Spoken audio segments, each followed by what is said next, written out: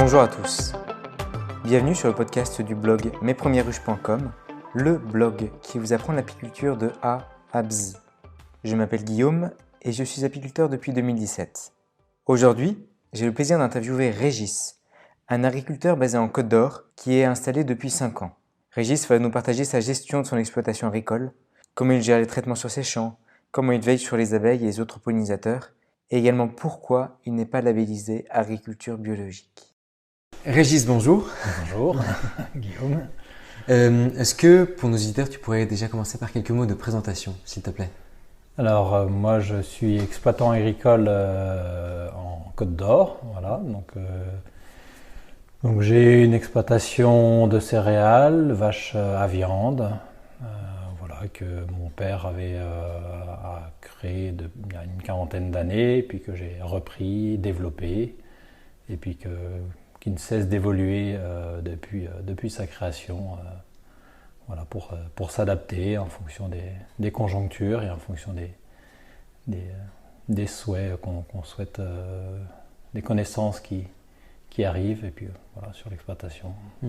Ça fait combien d'années que tu as commencé? Alors moi, je suis vraiment installé depuis 5 ans, mais ça fait déjà... j'ai toujours travaillé sur l'exploitation, je dirais, depuis l'âge de 10 ans. Je travaille sur l'exploitation, donc c'est vraiment quelque chose qui fait partie de mes gènes. Après, voilà, ça fait 5 ans que je suis, je dirais, seul maître à bord, et que voilà. Mais déjà avant, j'amenais ma petite touche sur l'exploitation. Et voilà. D'accord. Et là, en termes de céréales, qu'est-ce que tu as comme type de céréales? Alors les céréales, principalement du blé, de l'orge, du tournesol, du maïs, du colza, du lin, des févroles, de la luzerne aussi. Donc voilà à peu près les cultures principales. Après, il y a certaines cultures qui peuvent varier en termes de surface en fonction des années, de la conjoncture. Là, j'ai essayé aussi le chanvre cette année, donc je pense que je vais en refaire un petit peu. Donc on essaye de se diversifier en fonction des aléas aussi. Par exemple, le colza, ça faisait 2 ans que j'en faisais plus parce qu'on avait des problèmes de ravageurs, des insectes qui nous perturbaient. Là, je vais peut-être en refaire cette année parce que ça semble avoir mieux s'être stabilisé en fait cette problématique. Donc on verra. Voilà. Après, j'essaye justement de ne pas faire que quelques cultures, mais de me diversifier pour toujours avoir la maîtrise de la culture assez diversifiée et de pouvoir m'adapter justement en fonction des conjonctures et puis du contexte. Parce que si jamais on sait faire que les céréaliers, les grandes cultures de base, c'est du blé, de l'orge, du colza, mais si on sait faire que ça, très vite on peut être un peu dans une impasse, parce que s'il y a une des 3 cultures qui ne marche plus, on est très vite limité, on arrive à faire de la monoculture qui est difficile, quoi. Donc voilà, moi, l'objectif c'est de ne pas mettre tous mes œufs dans le même panier, donc voilà, on diversifie, et puis s'il y a une culture qui marche moins bien, dans la mesure où elle représente qu'un 5e, un 6e de l'exploitation, c'est moins pénalisant que d'avoir une culture qui représente les 3/4 de l'exploitation, et puis si on se prend une gamelle sur une culture, c'est plus compliqué, quoi. Et par rapport au bio, est-ce que tu es en bio, et sinon pourquoi? Alors je ne suis pas en bio parce que pour moi le bio ça ne se limite pas à ne pas mettre de produits de synthèse. Pour moi la problématique du respect de l'environnement va plus loin que l'agrément bio, en fait. C'est-à-dire qu'aujourd'hui, on a un agrément bio qui dit pour être en bio, il ne faut pas mettre de produits de synthèse, mais ça ne veut pas dire qu'on ne met pas de produits du tout. Donc il y a quand même des produits qui sont autorisés, des produits naturels. Ça nécessite aussi une réflexion vraiment plus de fond sur les cultures. C'est-à-dire qu'on ne va pas faire du bio comme on fait du conventionnel. C'est-à-dire qu'en gros, il ne faut plus faire les mêmes cultures. Après, ça impacte beaucoup plus de travail du sol, donc plus de carburant qui va être consommé. Du coup, travail du sol dit une vie du sol qui va être beaucoup plus perturbée. Et ça me chagrine parce que, parce que je trouve qu'il y a vraiment une vie dans le sol qui est assez importante. Moi, je suis en non-labour depuis, enfin sur l'exploitation, en tout cas, mon père avait déjà initié ça. Depuis plus de 20 ans, on ne labure plus du tout le sol. Donc on travaille le sol de façon superficielle, plutôt en travail simplifié pour faire ce qu'on appelle de l'agriculture de conservation. C'est-à-dire qu'on essaye de moins perturber le sol. Je fais du semi-direct beaucoup. J'essaye de vraiment de... Semi-direct. Semi-direct, c'est-à-dire que je ne travaille plus du tout le sol. C'est-à-dire que je sème directement dans le sol avec un couvert. C'est-à-dire que là, ce que j'ai fait cette semaine, c'est que j'ai semé derrière, juste après avoir récolté mon blé, j'ai semé un couvert végétal. Donc un mélange de tournesol, de colza, de lin, de facélie, de luzerne, qui va se développer. Et je vais ressemer du blé dedans à l'automne sans retravailler mon sol. Donc là, j'ai semé sans travailler le sol, c'est-à-dire que j'implante la graine à 1 cm. Ça va faire de la biomasse que je vais laisser pour la terre. Et après, je vais réimplanter directement. Des fois, on peut implanter dans des couverts, si ça veut bien se développer, qui font plus d'1 mètre. Et je sème directement dedans. Et en fait, c'est des cultures qui vont être sensibles à... Soit quand je vais rouler, en fait, ça va les détruire, ou parfois on peut passer un coup de rouleau juste après, ou l'hiver va finir le travail, si c'est des espèces qui vont être gélives. Par exemple, si je sème du tournesol aujourd'hui, il ne va pas passer l'hiver, parce qu'il va être presque en fleurs à l'hiver, donc ça va le détruire. Et c'est ce que je souhaite, en fait, c'est que du coup, ça nourrisse mon sol. Et je vais semer mon blé directement. C'est-à-dire que là, je vais vraiment limiter au maximum la perturbation du sol, en fait, et pour laisser la vie, en fait, dans le sol. Donc ça, je travaille plutôt pas mal sur ces techniques-là, donc de semi-direct, parce que ça limite la perturbation du sol. Et puis, ça évite de travailler beaucoup, de consommer du gasoil. Et puis d'user le soleil, quoi. Enfin. Donc ça, c'est un peu une alternative, je dirais, au bio. Après, voilà, aujourd'hui, ça nécessite ce genre de technique d'utiliser un minimum de produits, je dirais, de synthèse, notamment des herbicides, pour pouvoir un petit peu maîtriser les mauvaises herbes, en fait, du fait de ne pas travailler le sol. Quand on est en bio, il faut beaucoup plus travailler le sol. En fait, on a tendance à labourer, en fait, pour enfouir les mauvaises herbes et puis pour pouvoir cultiver, quoi. Et puis une autre technique que j'utilise aussi un peu dans le semi-direct, c'est le couvert permanent. Donc j'ai par exemple des parcelles où j'ai de la luzerne qui est en permanence là. Et je vais la faucher, la luzerne, je vais semer le blé dedans, le blé va se développer, la luzerne va être un petit peu au-dessous. Quand je vais moissonner, je vais avoir un petit peu les deux, donc ça c'est une période un petit peu plus délicate. Et après, une fois que j'ai moissonné le blé, la luzerne en reprend le dessus, et en fait elle est là en permanence, donc c'est de la permaculture en fait pour la culture. Donc là j'ai une parcelle, il y a 7 ans qu'il y a de la luzerne, et puis je ressème du blé depuis 3 ans dedans, tous les ans, et puis la luzerne pousse en été et puis en automne quand il n'y a plus de blé, puis après en hiver et au printemps c'est le blé qui reprend le dessus. Donc j'essaye de faire cet équilibre-là. D'accord. Et tu m'as raconté que pour l'utilisation des pesticides, à chaque fois tu ne faisais pas du systémique, non, voilà, systématique plutôt. Voilà, moi j'essaye d'en mettre le minimum par rapport aux besoins. Parce que voilà, il y a déjà une raison économique, c'est qu'à chaque fois que si je vais faire un traitement sur 100 hectares de blé, même si c'est 10, 20, 30 ou 50 euros à l'hectare, à la fin ça fait déjà un montant, donc j'y réfléchis à 2 fois avant d'intervenir, parce que si ça ne justifie pas, ça ne sert à rien d'aller dépenser 5000 euros inutilement.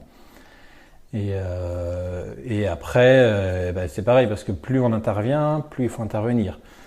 Donc moi, en général, les traitements que je fais, c'est des herbicides pour essayer de maintenir un équilibre. Je veux pas du 100% propre, mais je veux que mon blé quand même se développe, par exemple.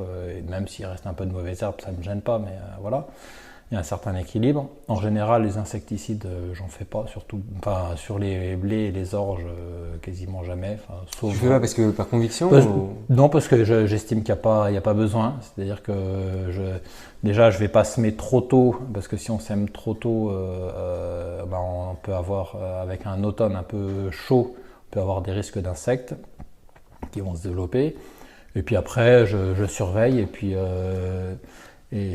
je me rends compte que il n'y a pas une population suffisante pour intervenir. Et le fait que j'intervienne pas fait que, à mon avis, je ne tue pas les auxiliaires et fait que ça justifie le fait que j'intervienne plus. C'est-à-dire qu'il y a un équilibre, à mon avis, qui se crée dans mes parcelles, qui fait que le fait de ne plus intervenir depuis des années, j'ai plus besoin d'intervenir. C'est-à-dire que je vais surveiller. Si vraiment il y a une grosse attaque, là, je serai obligé d'intervenir. Mais en général, quand il y a des avis qui disent attention, il faut surveiller tel ou tel insecte, je vais voir et puis je vois qu'il n'y a pas une population. Si j'en vois 2-3, je dis c'est pas grave, quoi. Parce que le problème, c'est que si j'interviens la première fois, après il faudra que j'intervienne rien que dans la saison, au moins 2 ou 3 fois après. Parce que je vais tuer, certes, mes insectes ravageurs, mais je vais aussi tuer les auxiliaires. Je vais laisser la place libre à des insectes qui vont revenir la semaine d'après, quoi. Donc après, c'est un cercle vicieux. Donc, et c'est pareil pour les champignons, donc les traitements fongicides. En général, je fais le minimum, c'est-à-dire que par exemple sur un blé, il y en a beaucoup qui interviennent 3 fois. Moi, en général, je fais que la dernière fois, et là, je ne l'ai même pas fait sur tout. Et puis, on s'aperçoit qu'au final, je n'ai pas des rendements qui sont si catastrophiques que ça par rapport à mes collègues. Je vais peut-être viser un petit peu moins que les autres, mais dans la mesure où j'ai évité 2 traitements, et puis j'estime avoir un meilleur équilibre, je prends moins de risques, et puis au final, la marge économique, elle est aussi bonne, et puis même le rendement, il n'est pas déconnant par rapport aux autres, quoi. C'est-à-dire qu'au lieu de viser 70 ou 80 quintaux, moi je vais viser 60-70 quintaux, donc à peu près 10 quintaux de moins, mais je m'en sors pas plus mal, quoi. Et puis... Et à un moment, tu me parlais de comment tu te fournissais auprès des quels produits plutôt utiliser, parce que un aspect extérieur montre qu'on a l'impression qu'il y a des grandes, une sorte de lobbying qui est fait sur certains produits phytosanitaires. Et donc il y a certaines pontes qui veulent à tout prix pousser certains produits auprès des agriculteurs, alors que toi tu es librement décisionnaire. Voilà, donc moi j'ai que des produits. J'ai une personne qui est un indépendant en fait qui fait du conseil, qui déjà lui connaît toutes mes parcelles et fait le tour de toutes mes parcelles avant de me conseiller telle ou telle intervention, ce qui n'est pas le cas des grandes coopératives qui envoient des avis mais sans même aller voir sur le terrain. Tandis que là, c'est vraiment une personne qui fait le tour des parcelles, qui dit tiens, là, à tel endroit j'ai vu ça. Si je suis pas sûr, je dis moi tiens j'ai fait le tour, j'ai vu ça. Est-ce que tu peux aller voir pour me confirmer? Qu'est-ce que tu en penses? Donc déjà on a vraiment une personne très technique qui va aller voir sur le terrain, plus moi c'est moi qui prends la décision. Il me dit là oui je pense qu'il faudrait peut-être intervenir ou là il faut pas. Puis après moi je prends des avis aussi extérieurs sur des avis par exemple de la chambre d'agriculture qui sont neutres, qui vendent pas de produits. Et puis après donc là en fonction de ça je dis moi je veux intervenir, là je veux pas intervenir, là tu me préconises de mettre 1 litre, moi je vais en mettre que la moitié parce que je vais le faire le soir à tel moment avec tel adjuvant, pour adjuvant, qu'est-ce que c'est? C'est un produit qui va un diluant quelque sorte? Non. Qui va favoriser l'action en fait. Alors soit pour un herbicide par exemple, ça va être quelque chose une huile qui va faire que ça pénètre mieux dans la plante. Soit sur un insecticide, tu peux avoir des produits qui vont le rendre plus actif, qui vont le rendre plus performant.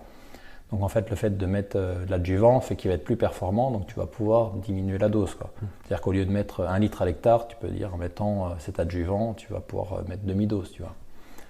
Par exemple, si on parle du Roundup, qui est quelque chose qui est très très polémique, les doses autorisées en général, ça peut aller 3, 4, 5 litres à l'hectare. Moi, je traite jamais au-dessus d'1 litre, 1,5 litre à l'hectare, quoi. Et je peux descendre à 1,5 litre à l'hectare sans souci, avec une efficacité très très bonne. Là, je l'ai fait au printemps sur des maïs que je venais juste de semer. Il y avait des tout petits chardons qui poussaient. J'ai mis à peine un demi-litre, même 0,4 litres à l'hectare. Et puis les chardons, paf, et ça m'a évité en fait d'aller utiliser un produit plus tard qui est spécifique pour le chardon, parce que j'avais réussi à les détruire dès le début. D'accord. Même après sur les colzas, les tournesols, pareil, je mets des petites doses. C'est-à-dire que, et ça, mon conseiller, par contre, lui dit ça, tu prends ta responsabilité.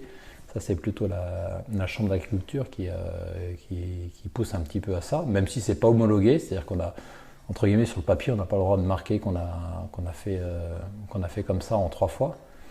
Mais je vais mettre des petites doses et au final, je vais passer 3 fois tous les 10 jours, enfin 3 fois à 10 jours d'intervalle. Et cumulé, je ne serai même pas à la moitié de la dose qui est préconisée. C'est-à-dire que la dose homologuée, par exemple, c'est 1 litre à l'hectare, et moi je vais mettre 0,1 litre 3 fois, donc cumulé, je vais être à 0,3 litres au lieu de 1 litre, et ça marche tout aussi bien. Et ça demande un peu d'observation, ça demande, et puis du coup, il ne faut pas intervenir quand il fait 30 degrés dehors, il faut vraiment intervenir le soir, le matin, dans des conditions idéales en fait pour que le produit il fonctionne bien. Okay. Et tous ces éléments-là permettent de diminuer en fait la consommation de pesticides. Et puis avec des mesures alternatives aussi, par exemple dans tout ce qui est binage, ça aussi. Binage. On bine avec des machines qui sont adaptées par exemple au tournesol ou au maïs. C'est-à-dire que comme c'est semé en rang tous les 50 cm ou 75 cm, on peut passer entre les rangs et puis gratter les mauvaises herbes et stimuler la plante aussi. Donc, et le fait après aussi de stimuler la plante, quand il fait chaud, fait qu'elle va être plus résistante et elle va être mieux résistante à certains ravageurs comme les insectes. Si la plante est en bonne forme, elle sera capable de tolérer quelques insectes. Et quand tu parles de ravageurs, c'est quel type d'insectes qui sont ravageurs? Les sauterelles, les grillons? Sur les céréales, on a des pucerons qui peuvent, des types de pucerons qui vont être difficiles. Après, sur les colzas, on a les milligètes ou les altises en fait qui peuvent vraiment nous embêter. Après, c'est les principaux. Après, il y en a plein d'autres, mais qui pour moi sont pas trop gênants. C'est surtout ceux-là que je surveille. Après, les autres, il y a tout un équilibre qui se crée.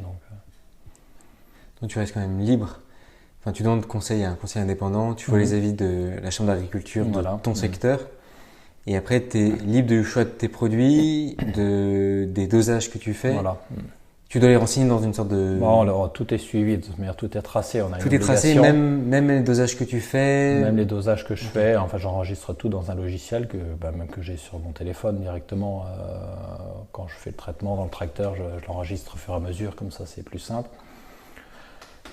Tout est tracé, la date, même les conditions météorologiques. Après, moi j'ai une station météo qui enregistre là depuis 6 ans toutes les conditions. Donc après, je peux matcher pour dire il ne faut pas qu'il y ait trop de vent. Mais même ça, par rapport à la réglementation, on n'a pas le droit de traiter si le vent est à plus de 18 km/h. Mais déjà, moi, quand je suis à 10 km/h, je ne sors même pas parce que j'estime que le traitement ne sera pas efficace. Voilà. Et après l'hygrométrie, ça, il n'y a pas forcément de règle, mais si on a une hygrométrie qui a moins de 50, même moins de 60% d'humidité, je ne le fais pas parce que je sais que mon produit, il ne va pas être efficace. Donc, ça veut dire quelque chose qui n'est pas efficace, qui va être volatilisé, et puis va falloir que je repasse derrière, donc ça ne sert à rien, quoi. Et il y a quoi comme autre condition pour faire un épandage efficace? Donc tu parlais du vent, l'humidité, l'hygrométrie, oui. Voilà, ça c'est les deux facteurs. Et puis après le stade aussi si c'est pour des herbes, le stade de l'herbicide, de l'herbe. Après, si c'est des insectes, il y a aussi le moment où on va pouvoir mieux le viser. C'est-à-dire qu'il y a un moment dans la journée, en fonction des insectes, où ils vont être plus ou moins présents, plus ou moins accessibles, Donc il faut essayer de... après, voilà, pour les insectes, essayer de viser le moment où on va l'avoir plus facilement. Et puis, notamment par rapport aux abeilles, il ne faut pas qu'on soit au moment de la floraison, parce que sinon, là, on va aussi toucher beaucoup les abeilles et puis d'autres insectes, parce qu'il n'y a pas que les abeilles qui participent à la pollinisation, quoi. Donc en général, on évite, même tout le temps, moi j'évite de le faire au moment où il y a des fleurs, quoi, parce que c'est trop risqué. Voilà. Et est-ce que tu es en relation avec des apiculteurs du coin pour en parler justement des... Moi j'ai des collègues agriculteurs qui sont apiculteurs aussi, qui se sont mis, pas historiquement, mais de plus en plus, notamment deux qui sont assez proches, qui ont des ruches. À côté de leur champ. À côté de leur champ, oui, et qui sont même pas... Bon, il y en a un, il est plus éleveur, donc voilà, mais il y en a un autre qui est un grand céréalier et qui a des ruches et qui s'occupe bien de ses ruches, qui a du miel et qui n'est pas en bio. Là, il est en conversion sur une partie de son exploitation, mais toute la partie quand il a commencé ses ruches, il n'était pas du tout en bio et il a pas, il arrive à gérer. Voilà, il fait attention à ses ruches, puis il n'est pas.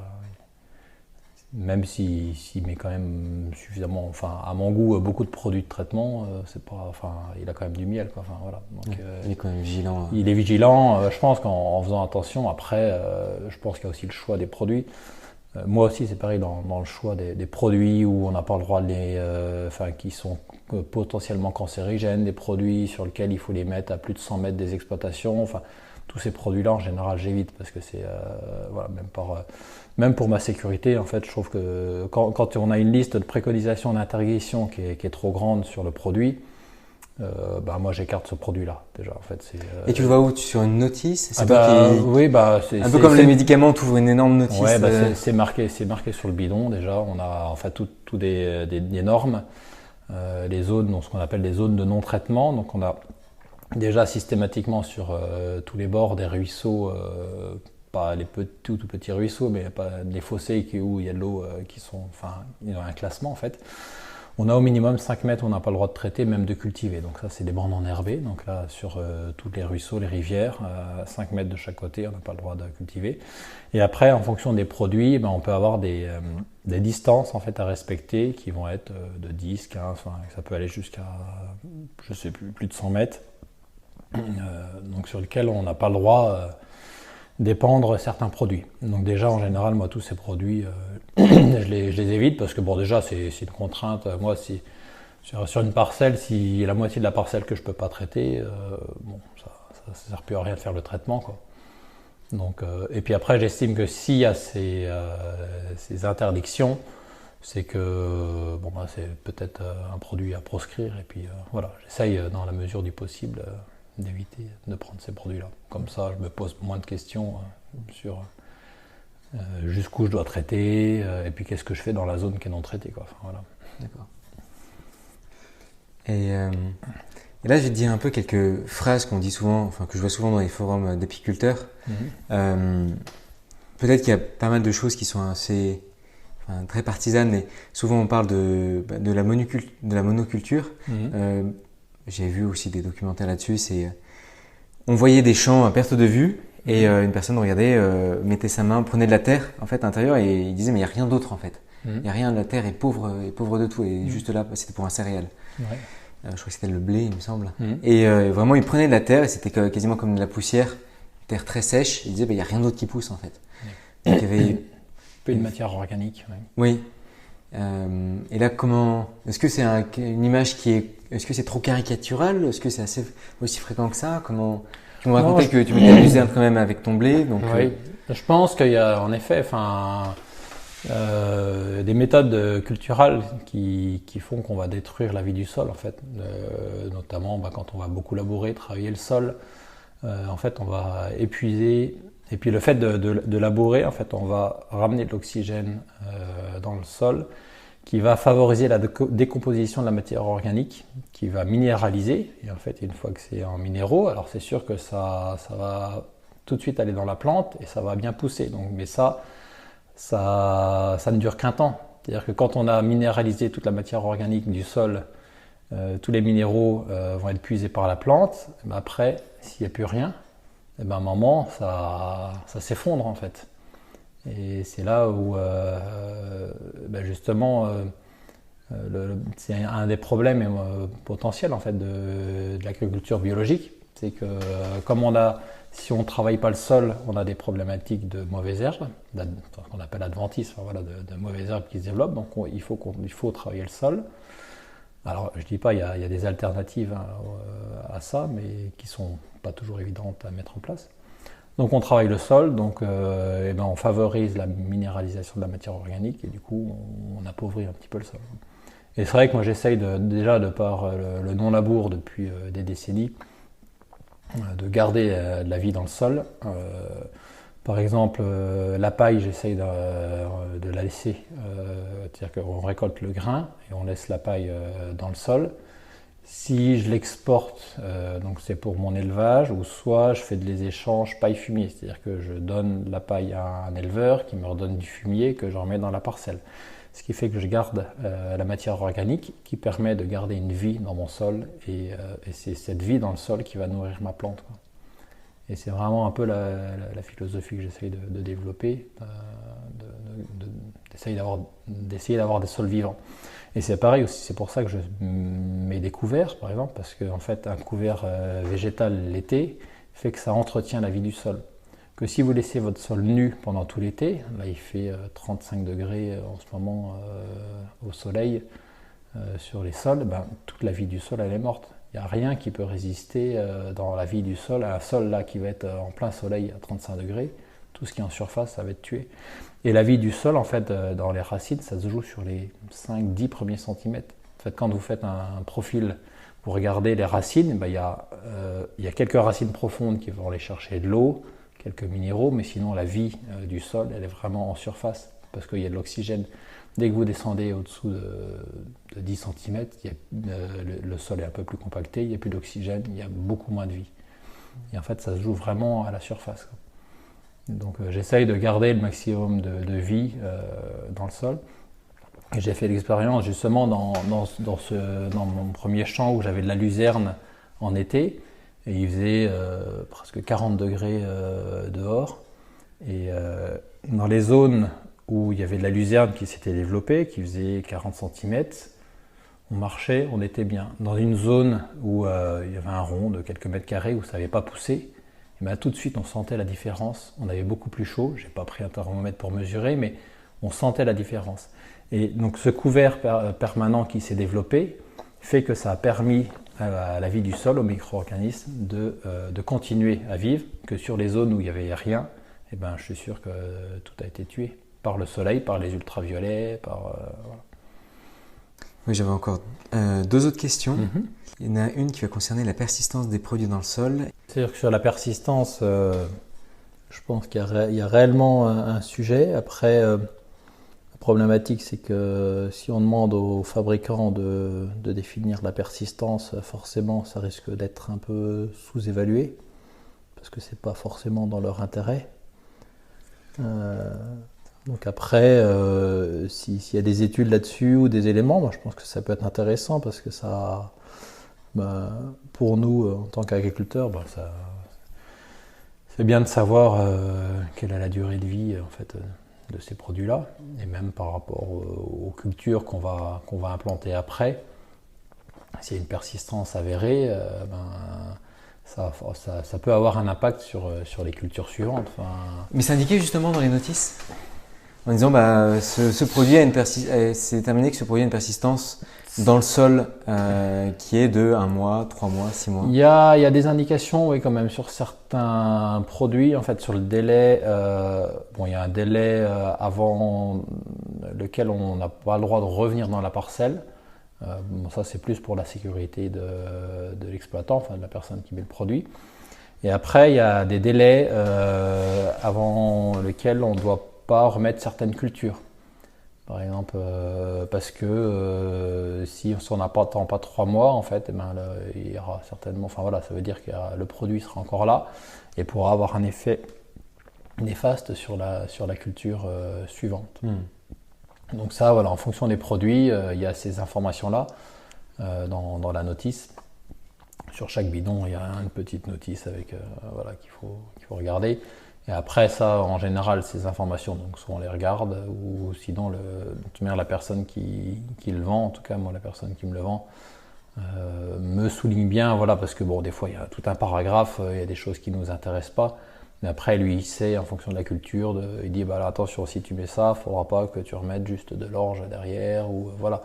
Il va cibler vraiment sur les points qui peuvent être importants pour moi, parce qu'il connaît mon mode de fonctionnement et puis il sait ce que je fais, donc voilà. Et il pourrait très bien ne rien dire, dire bah, écoute, oui, parce un autre nous pourrait très bien ne rien dire, il pourrait dire, voilà, il dit, mais tu lis la notice et puis voilà, c'est marqué dessus. Donc, voilà. Et même après, voilà, peut-être aussi sur des effets qui sont peut-être pas référencés, voilà, l'expérience aussi du vendeur sera aussi un bon conseil pour dire attention dans tel cas. Voilà.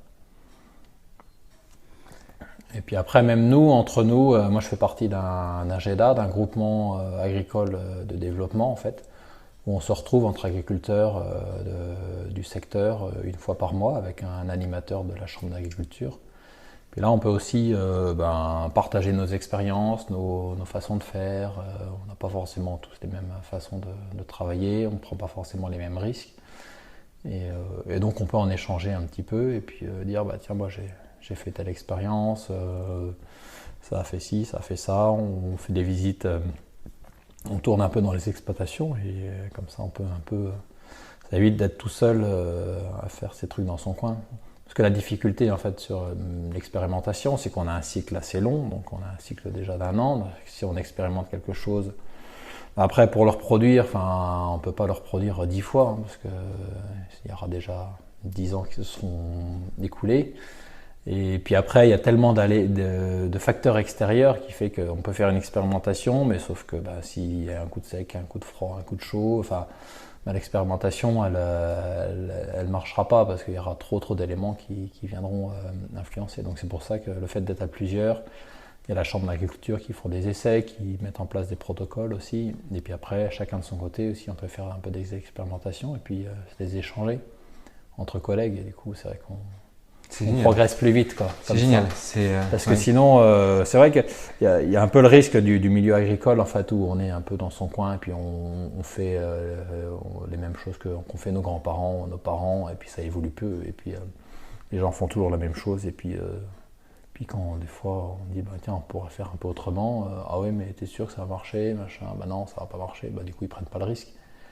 Et puis ils préfèrent appliquer en fait un protocole qui fonctionne en fait jusqu'à présent peut-être, mais de dire je laboure, je mets mon herbicide, je mets mes fongicides, ça fonctionne, mais ça coûte cher et puis il y a quand même des limites à ça, parce qu'au bout d'un moment on va arriver au bout du système, quoi.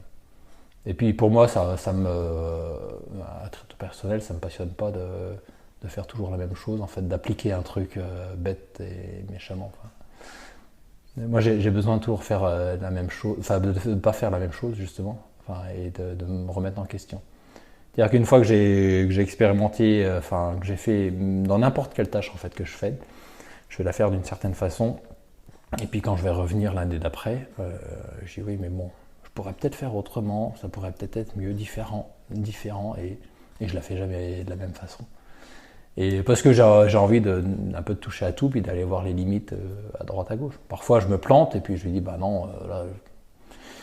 Des fois je fais des expérimentations et puis je dis oui, mais et puis après ça marche pas, puis je lui dis oui, bon écoute Régis, si les ancêtres ils faisaient pas comme ça, c'est qu'il y a peut-être une raison, quoi. Voilà. Bon, j'ai fait mon expérience, je me suis pris une petite gamelle, c'est pas grave, quoi.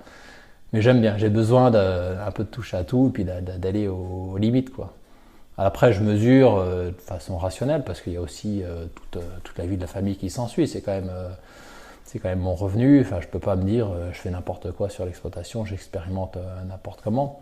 Donc voilà, les expérimentations sont ciblées sur des surfaces de façon raisonnable pour que ça soit suffisant, pour que ça soit représentatif, mais pas trop important pour me mettre en péril. C'est-à-dire que si je vais planter 5 ou 10% de mon exploitation, ça va encore. Je ne peux pas mettre 50% de mon exploitation en risque. Voilà. Mais je me dis, si j'en fais pas tous les ans un petit peu, je ne peux pas progresser. J'ai besoin vraiment d'expérimenter pour essayer d'évoluer. Parce que si j'attends 10 ans encore, après, je pourrais... je ne sais pas quand je serai à 50 ans près de la retraite, enfin pas encore la retraite, mais bon, que je pourrais faire des expériences, quoi. Oui. J'ai besoin toujours de remettre en question et puis de comprendre aussi. Je suis une nature un petit peu rebelle aussi et puis j'aime pas qu'on me dicte ce qu'il faut faire, donc j'ai besoin de comprendre.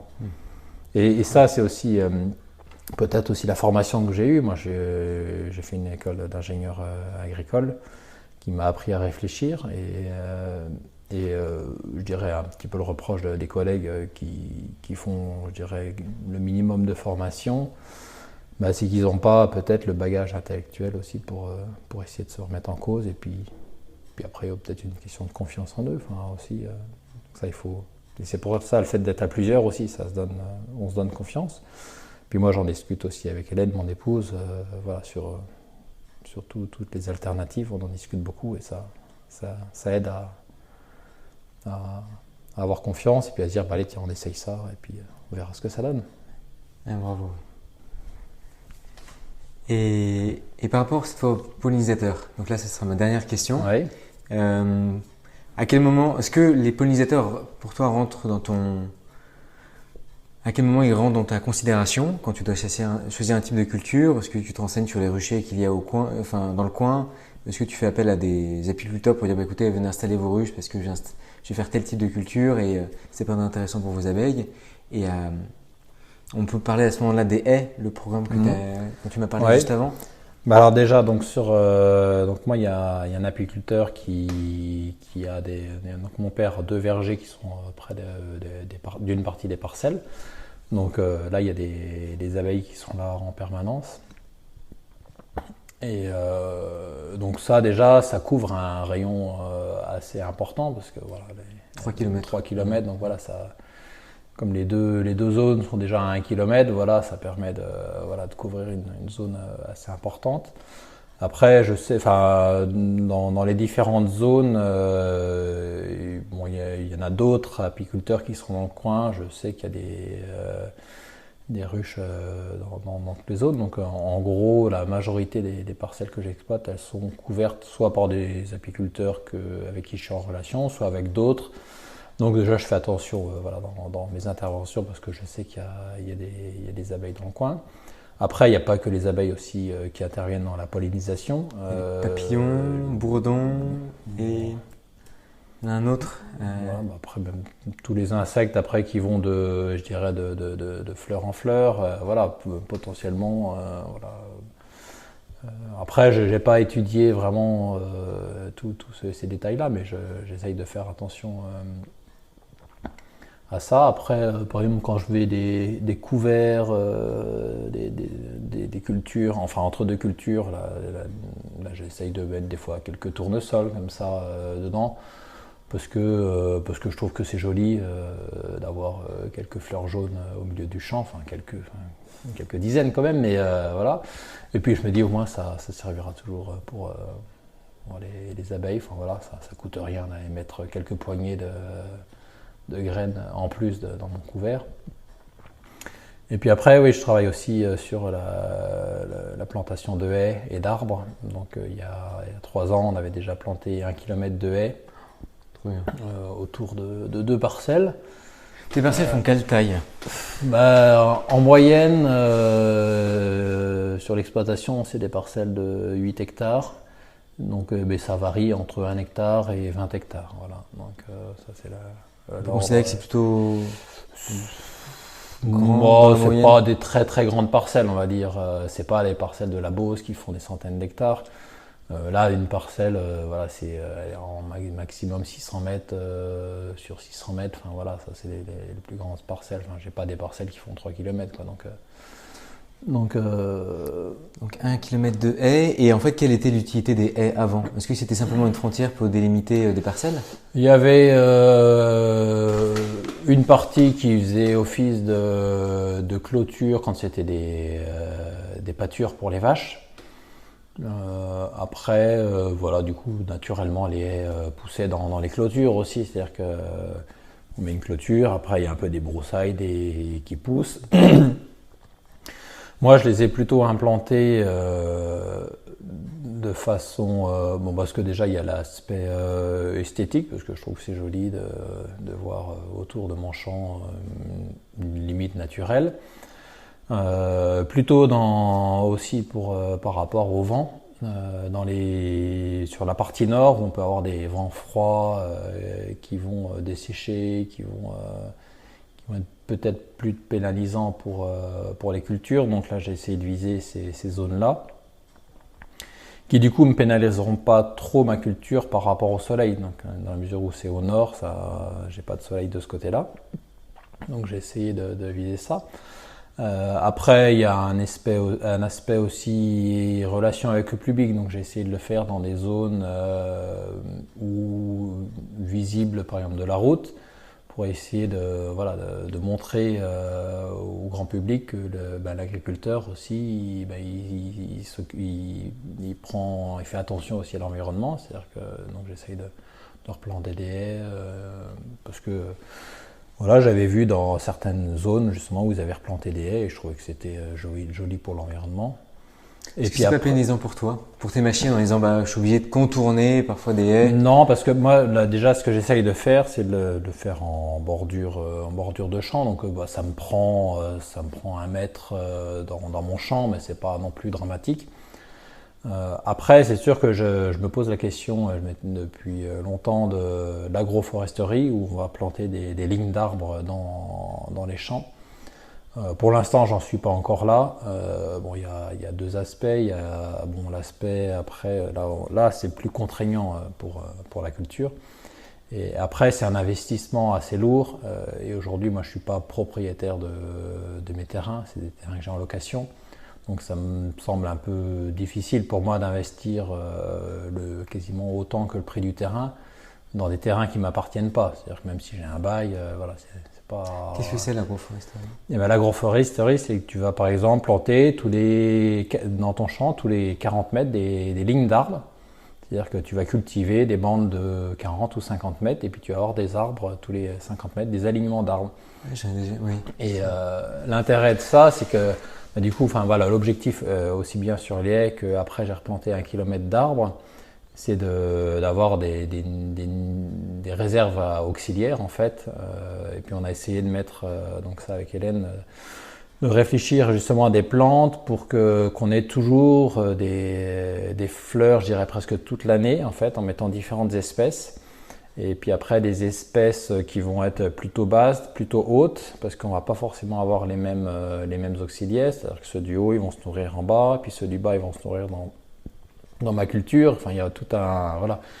Pareil, on évite en fait la monoculture de haies où on pourrait mettre que des arbres de la même espèce. Et là justement on a une dizaine d'espèces qu'on alterne, qu'on va adapter aussi en fonction du terrain, parce que je connais le terrain et je sais qu'il y a une zone qui est plus acide, donc là on va mettre plutôt des châtaigniers. Il y a une zone qui est un peu plus exposée au soleil, donc on va choisir aussi des plantes parce qu'elles vont avoir plus de chances de développer, puis elles vont mieux se développer dans ces zones-là. Donc voilà, il y a toute une réflexion ici pour avoir la biodiversité, pour avoir tous les auxiliaires. Et après, je l'ai planté à certains endroits dans des pâtures pour faire de l'ombre aux vaches, parce qu'on s'aperçoit que quand il fait chaud comme ça, elles sont tout le temps au bord sous les arbres. Comme nous, quand on est dehors, on est mieux sous les arbres. Donc j'essaye de le faire comme ça. Donc voilà un petit peu toute la réflexion qu'on a autour de cette plantation d'arbres. Voilà. Bravo, hein. Très, très, très bonne idée, très bon projet pour d'arriver à créer plus de haies et mettre plus d'arbres. C'est sûr que ça prend du temps, c'est un investissement. Alors on a aussi la chance en Bourgogne et dans plusieurs régions, je pense que c'est comme ça, les régions nous aident.